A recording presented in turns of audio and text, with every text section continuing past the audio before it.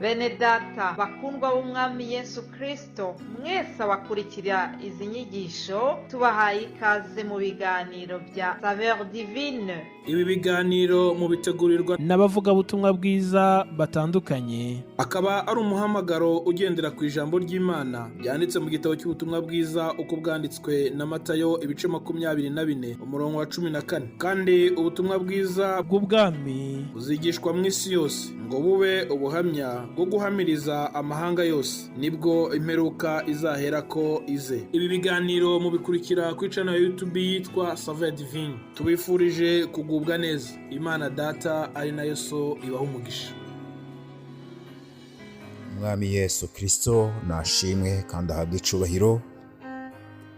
Ni muri iryo zina nyine nongeye kubaramutsa, ndabipfuriza amahoro y'Umwami Imana ngo bane namwe, kandi ndabipfuriza amashimwe, indirimbo shasha zibe mu mitima yanyu, muririmba kandi muhimbaza Imana.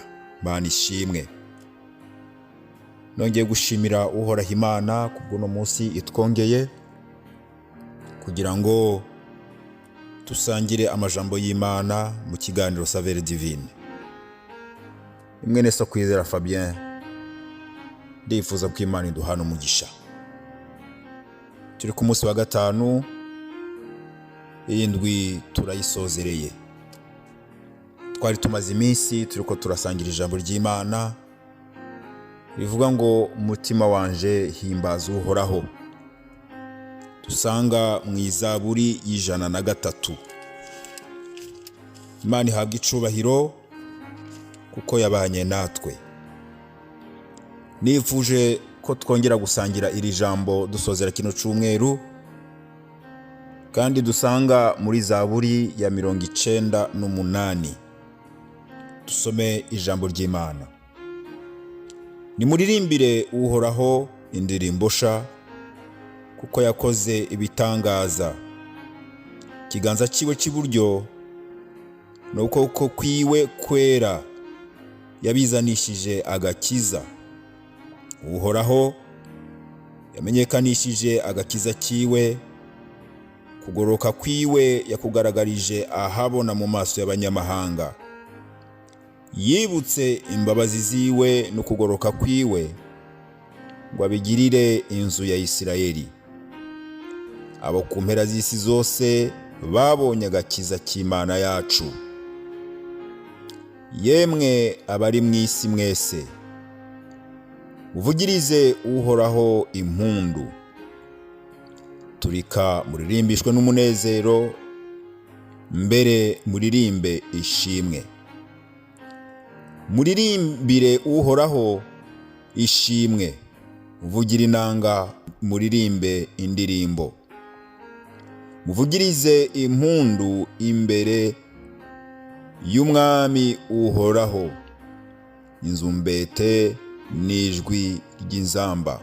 Ikiyaga nikibomborane bona ibicuzuye, isi n'abayirimwo bose, inzuzi nizikoma amashi, imisozi niririmbishirizwe icyarimwe n'umunezero imbere y'uhoraho, kuko agira aze gucira abari mu isi imanza. Azocira abari mu isi imanza zigororotse, n'amahanga izibereye. Imana ishimwe. Bene data, turi ku ijambo yo gushima Imana. Umwanditsi wa Zaburi y'103, umwami Dawidi, yinginga akabwiriza umutima wiwe ngo nushime uhoraho. Impamvu bene data bambanjirije baratweretse impamvu umutima wa Dawidi yawuhatiye gushima Imana. Impamvu zari nyinshi kandi zari zihari.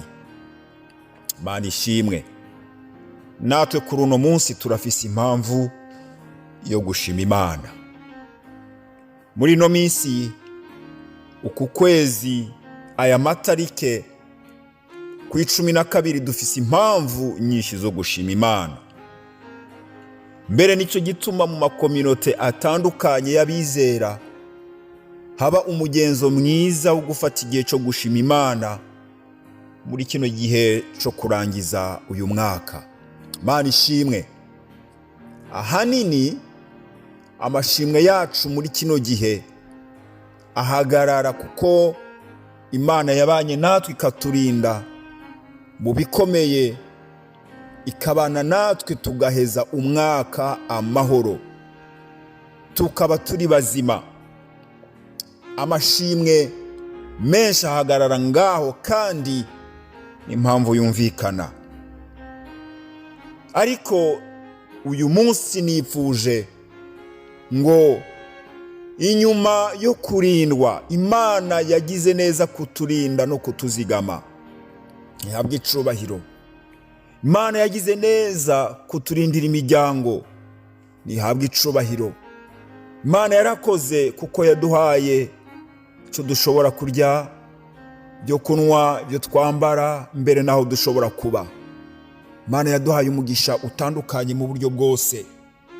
Naho tutabuze guhura n'ingorane, naho tutabuze guhura n'imibabaro, ariko turashima Imana ko ibyaje biturondera byose Imana yabikumiriye ikabishira kure kugira ngo ntibidushikire, ikatugwanira intambara ikomeye.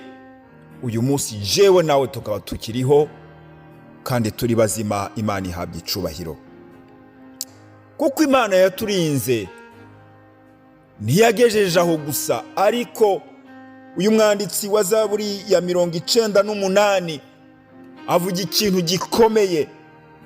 Aravuga ngo ikiganza ciwe cy'iburyo n'ukuboko kwiwe kwera yabizanishije agakiza. Imana ishimwe. Mashimwe dushima dusozera uyu mwaka muri byinshi Imana yadukoreye. Twongere kwira ijambo rivuga ngo Imana yera. Haleluya. Ukuboko kw'Imana kwera yakuzanishije agakiza. Ako gakiza Imana irakaduha. Imana ishimwe. Ukwera kw'Imana, imbabazi z'Imana zaraje ziradutwikira. Turabanyabyaha, turabo kwicwa, turabo gupfa, turabo gucirirwa kwiteka. Ariko uyu munsi ijambo ry'Imana ritubwiye ngo Uhoraho yamenyekanishije agakiza kiwe. Imana ishimwe. Mbere ngo n'ukugororoka kwiwe yakwerekanye mu maso y'abanyamahanga bose. Imana ihabwe icubahiro. Mutima wanje himbaza Uhoraho, kuko imbabazi z'Uhoraho zamaho ibihe bidashira. Mutima wawe nuhimbaza Uhoraho, kuko iyo utagirirwa imbabazi n'Imana uyu munsi, naho wari kuborangije umwaka, naho worangiza umwaka, imbabazi z'Imana zitakuriko, utazisobanukiwe, utamenye iby'agakiza cy'Imana, kumara imyaka 100 woyimarira ubusa, byo bari iby'ubusa. Kumara imyaka myinshi umuntu akaramba, akagira ubutunzi bwose, akagira umunezero isi itanga, ariko iri jambo imbabazi n'agakiza cy'Imana tutabishure ngo bibe kuri twebwe, ibindi byose byo bari ubusa. Rero turashima Imana, dufise impamvu yo gushima Imana, kubera ko ukuboko kw'Imana kw'iburyo, kuboko kwera kw'Imana yakuzanishije agakiza biciye muri Kristo Yesu, maze duhabwa imbabazi twitwa abana b'Imana. Imana ishimwe. Turangiza uyu mwaka tuzirikane imbabazi z'Imana kuko zatugize abana b'Imana. Kuramba ni byiza kandi turabisaba Imana. Imana itugirira neza, itwongera iminsi yo kubaho, iratunezereza, itugwanira intambara nyinshi zitandukanye. Ariko bene data, Imana yakoze igikorwa gikomeye cyo kutugirira imbabazi. Abahawe imbabazi ni Imana, abazakiriye, abazimenye bakazakira. Imana ibaha umugisha. Mwahawe, twahawe ingabire iruta izindi ngabire zose.